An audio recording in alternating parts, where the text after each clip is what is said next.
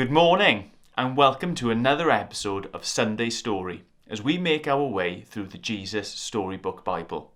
Last week we looked at the story of the giant staircase to heaven, how people tried to make their way back to God by building a really big tower. Some of you have built towers this week, challenging Ian, and you've sent them in. We'll look at them at the end of this video. Today we're going to be looking at a special story, a story called The Son of Laughter. Enjoy. Son of Laughter. Years passed and things didn't get any better. People were still just as cruel and mean to one another. They still got sick and died. God's world was still full of tears. It was never meant to be like this. But God was getting ready to do something about it. He was going to make all the wrong things right, and he was going to do it through a family. Abraham, God said, how many stars are there? God was about to tell his friend a wonderful secret. Let me see, Abraham said, rolling up his sleeves. Have you ever tried to count stars? Then you'll know how hard it is. 993, 994, 997. Oh no! 1, 2... Of course, he kept losing count. Too many, he said. Guess what? Said God. I will give you so many children and grandchildren and great-grandchildren, you won't be able to count them either. Abraham couldn't help giggling at such a wonderful idea, but he stopped himself. How could he have a family? Don't be silly. He didn't have any children, let alone grandchildren. He wiped away a tear.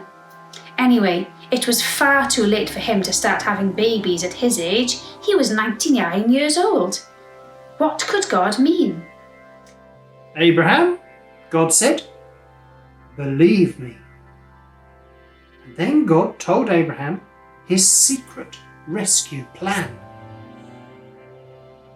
Abraham, I will make your family very big, God promised, until one day your family will come to number more than even all the stars in the sky. Abraham looked up at the dark night sky, thick with stars. You will be my special family, my people. Through you, everyone on earth will be blessed. It was an incredible promise. God was going to rescue the world through Abraham's family. One of his great-great-great-grandchildren would be the child, the promised one, the rescuer. But it's too wonderful, Abraham said. How can it be true? Is anything too good to be true? God asked.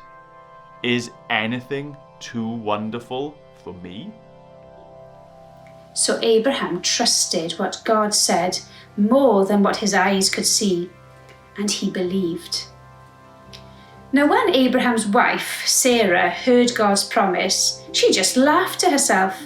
But it wasn't a happy laugh, it had tears in it. She'd always wanted a baby. Could her dream come true? Could she really have a baby when she was 90 years old? No, of course not. Don't be silly. It was far too late. Sarah didn't believe God could do what he promised. She had forgotten that when God says something, it is as good as done. Of course, it was easy for God to give her a baby son, as it was for him to make all the stars in the sky. Sure enough, 9 months later, just as God had promised, Sarah gave birth to a baby boy. They named him Isaac, which means son of laughter. And Sarah laughed. But this time it was a glorious, happy laugh. Her dream had come true. God would do as he promised. He would always look after Abraham's family, his special people. And one day, God would send another baby. A baby promised to a girl who didn't even have a husband. But this baby would bring laughter to the whole world. This baby would be everyone's dream come true. Right guys, it's our turn to think of a craft this week. What can we use to make some shiny, shiny stars? Yay! Ooh. Here you go. Maybe we could use them to make these 3D shiny stars.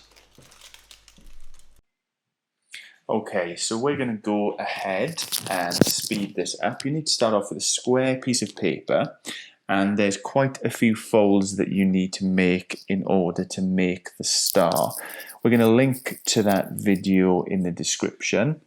A couple of points that we noticed when we were making it is that there are 5 points on the star, and when you're making it 3D, it's the lines that have got the points of the star at the end that you need to make sure are sticking up, and all the other folds are folded in.